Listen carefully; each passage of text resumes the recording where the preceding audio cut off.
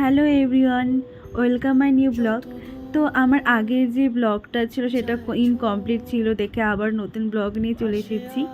তো আমি আমার মা ওয়েবসাইট থেকে বেরিয়ে জুডিওতে এসেছি। কিছু কেনাকাটা এখানেও করা বাকি ছিল। দুর্গাপুজোর অনেক শপিং করতে হবে, অনেক অনেক অনেক। আর দুর্গাপুজো তো এক বছরে একবারই আসে, সেজন্য শপিং তো করতেই হবে। তাই জন্য আমি আমার মা কিছু কিছু ড্রেস সিলেকশন করি যে এগুলো এগুলো নেব। তারপরে আমরা কাউন্টার সেকশনে চলে আসি, ওখানে দাঁড়িয়ে থাকি যেহেতু অনেক বিল হচ্ছিল। তারপরে আমাদের বিলটা করা স্টার্ট করলো।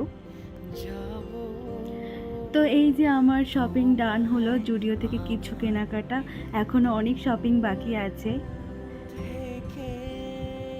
আমি আমার মা বেরিয়ে পড়লাম এখন কিছু খাওয়া দাওয়া করবো দেখে। তো আজকে আমি আমার মাকে নিয়ে যাচ্ছি আদি দাদাভাই হোটেলে।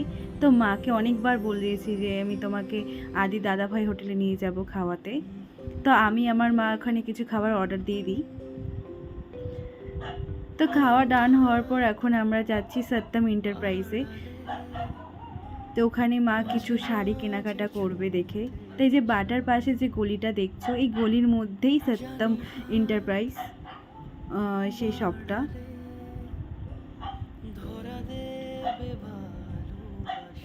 এবার যখন উপরে গিয়ে দেখছি যে প্রচণ্ড পরিমাণে ভিড়, তাই আর কোনো ভিডিও করতে পারিনি। তারপর ওখান থেকে আমরা বেরিয়ে পড়ি।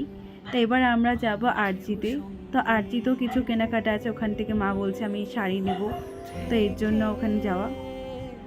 আরজির এই স্টোরটা নতুন বানিয়েছে, কিছুদিন আগে ওপেনিং হয়েছে, খুব সুন্দর বানিয়েছে। তারপর দেখছি মা বসে পড়েছে শাড়ি দেখার জন্য। তো শাড়ি নিবে কিছু এখান থেকে হয়তো। তা আমি আমার জন্য একটা চুড়িদার দেখলাম, এটা আমার ভালো লেগেছে। তো আমার ব্লগটা এখানেই সমাপ্ত। তো তোমাদের কেমন লেগেছে আমাকে জানিও। Bye bye, good night.